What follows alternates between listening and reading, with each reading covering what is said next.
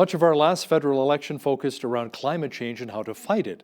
How did our political leaders do when it comes to sharing climate science facts accurately, or perhaps maybe just making things up along the way?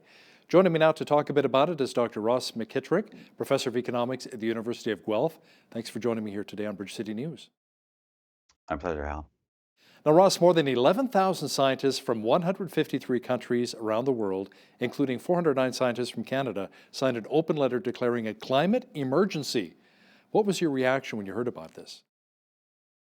Well, I looked at the paper that they distributed that made the case for there being a crisis, and the surprising thing is a lot of the data that they show, it's things like world GDP has gone up, population's gone up, energy consumption has gone up, food production has gone up. They list all these statistics and then they say this is a crisis, and I just don't see the problem here. I mean, in the past 20 years, it's true, incomes have gone up around the world, and we've cut the number of people living in extreme poverty.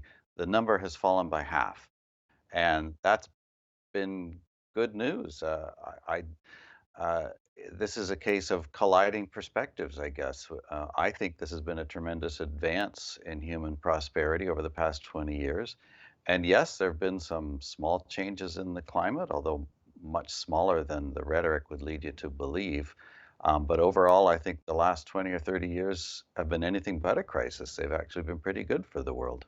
Now, last summer you wrote an open letter yourself to then MP Lisa Raitt, who had retweeted one of your articles on climate change, but after receiving a lot of flack, I understand she deleted the tweet and apologized.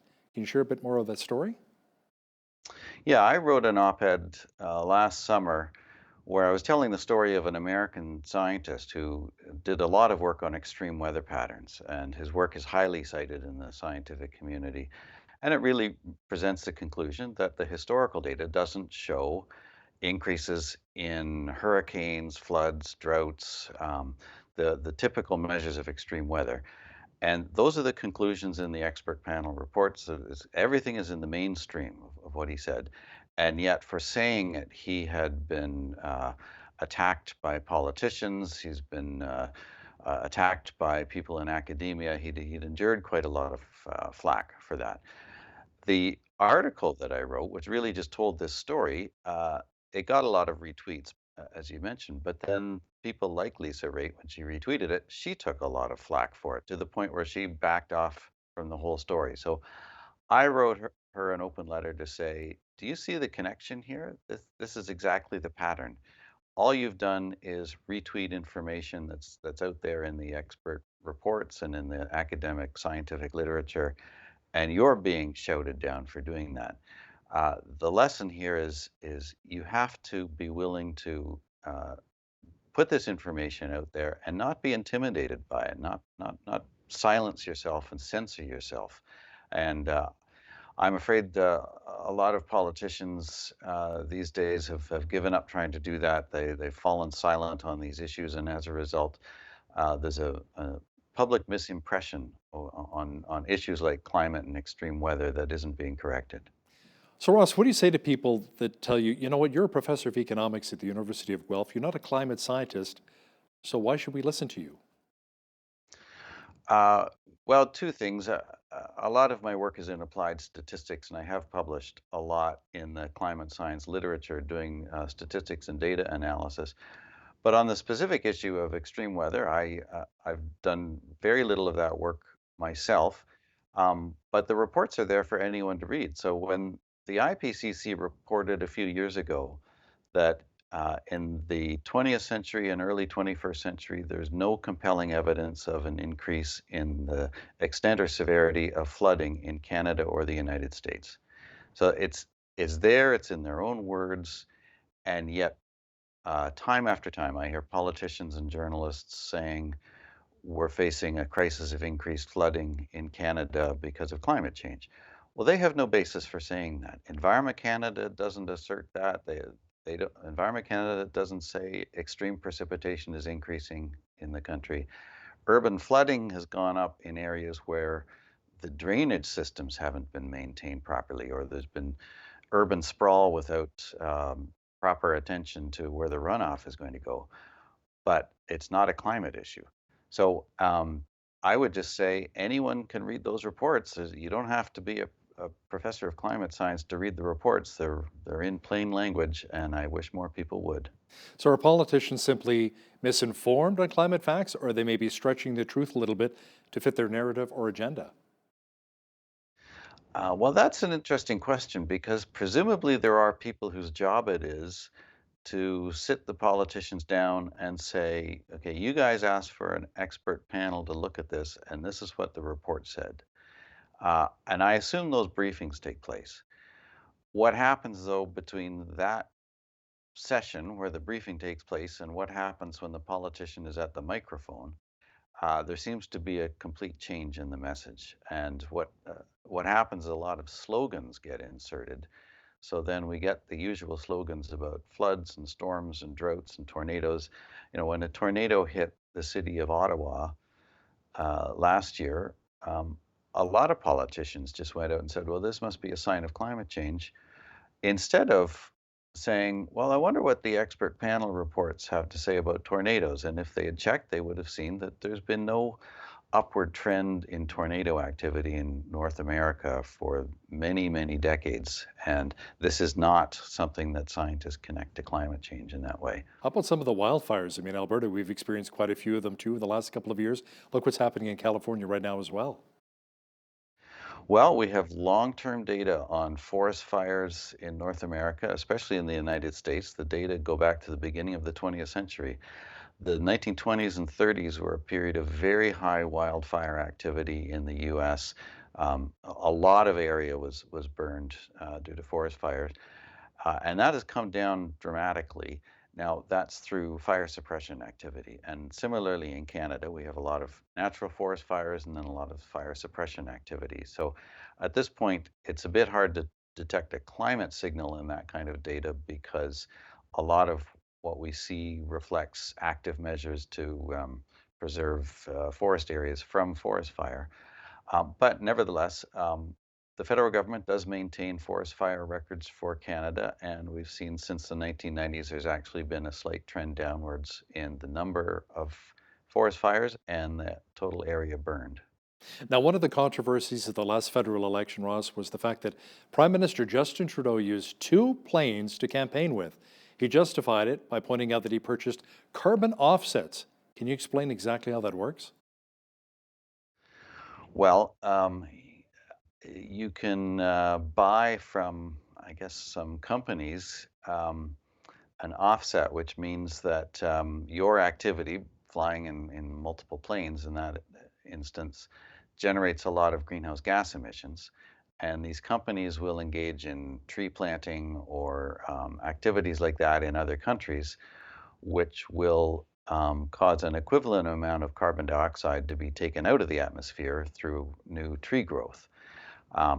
Now, can you really be sure that they do what they say they're going to do? Well, it's anyone's guess. I mean, these carbon offset businesses, um, it's a convenience for people in the West, like celebrities with giant yachts and private jets that want to fly off to their conferences to talk about the climate crisis.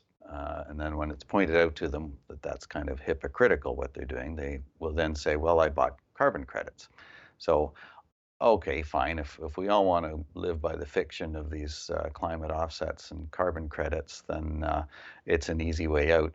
In that instance, though, the prime minister flying around in two jets, it's a great illustration in an election campaign of the dilemma that even the people that talk about this as if it's a giant crisis, they certainly don't live like it is and they don't act like it is.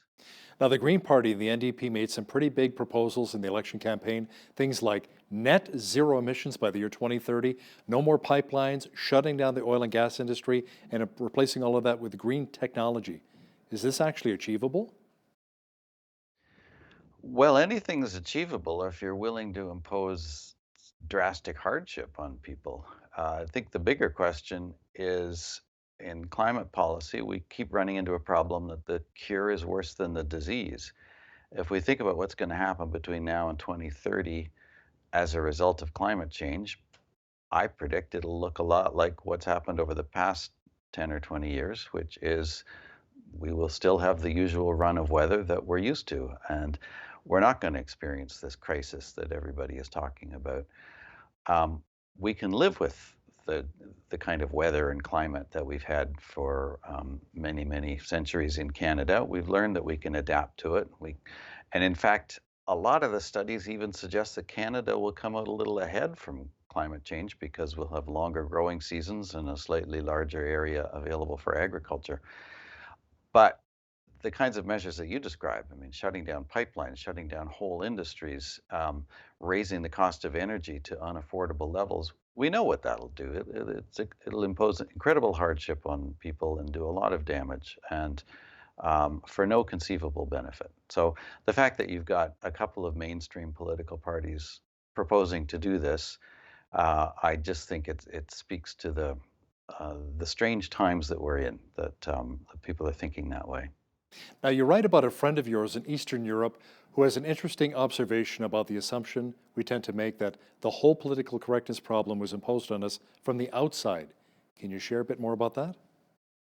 Yeah, so at the time of the controversy about the newspaper article, this was a friend of mine who was chatting with me, and he said this whole climate issue reminds him of growing up in Eastern Europe and the heavy hand of political correctness that they lived with under the Soviet system, and everybody was afraid to say anything. And then he added this point that people think that it was imposed on us from the outside. In the country that he was in, they it was quite onerous and oppressive what they had, but he said it wasn't imposed on us from the outside. We imposed it on ourselves. He said at a certain point, people just stopped being willing to talk about the issues that were there in front of them, and so it was his way of encouraging me to write the kind of article that I had, and also to I think express his feeling that this is the danger that if people stop talking about these issues honestly, then we end up imposing political correctness on ourselves. And we saw how badly that went for people in Eastern Europe. Some people believe that climate change is a result of human interaction or what humans have been doing on this planet. Other people say, no, it's cyclical, it's Mother Nature, it's quite common. Where do you stand on that issue? Um, well, it's that's a big question. I think the easiest thing is to say that it's both. We have changed the amount of CO2 in the atmosphere over the past century at a fairly rapid pace, reflecting the widespread use of fossil fuels.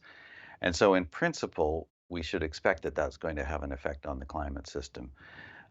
Is it a big effect or a small effect? I'm very familiar there with the arguments on each side. And I think there's a lot of evidence, including a lot of new evidence that's just come out in the last few years, that the effect is on the small side of what climate models predict. And the other question, is it harmful or not? Is it good or bad for the economy as a whole? And on that one of the interesting things is when the Intergovernmental Panel on Climate Change has looked at the economic side of this and what are the economic effects of climate changes, they have said that even if the climate models are right and we get all the warming that they say we might get, the effects on the economy are still going to be small relative to all the other changes that we're going to experience with technology and society and aging and all the other things that will affect us over the next 100 years. The effects from climate change themselves will actually be on the small scale compared to all of that. So, what are your thoughts on the teenage Swedish climate activist Greta Thunberg, who came to Canada recently saying we have to do our part when it comes to climate change? Well, I think her message was quite a bit more radical than that, because we could say we actually have already been doing our part about climate change.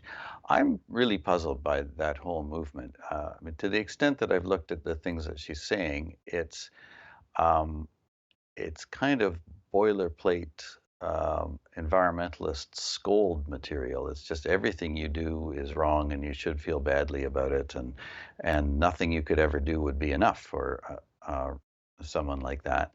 And uh, she seems to have an enormous organization behind her. I don't know, or maybe it's all organic and it's just a grassroots campaign, but people seem awfully receptive to a message that to me doesn't make a whole lot of sense and I think is actually advocating ideas that would be very harmful if they were implemented. A question I would have for someone like Greta Thunberg is, over the past 150 years, we've used a lot of fossil fuels. At the same time, we've made life better for billions of people around the world. Should we undo all of that?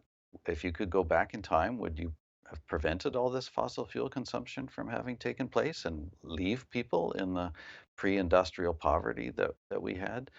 I mean, what exactly do you want here? Do you want people to go back to the kind of desperate poverty that we had in the centuries leading up to the Industrial Revolution? I'll hook you two up so you can have that conversation. Dr. Ross McKitrick, Professor of Economics at the University of Guelph, thanks a lot for your time today. My pleasure. On behalf of all of us here at BCN, I'm Hal Roberts. God bless. Thanks so much for watching.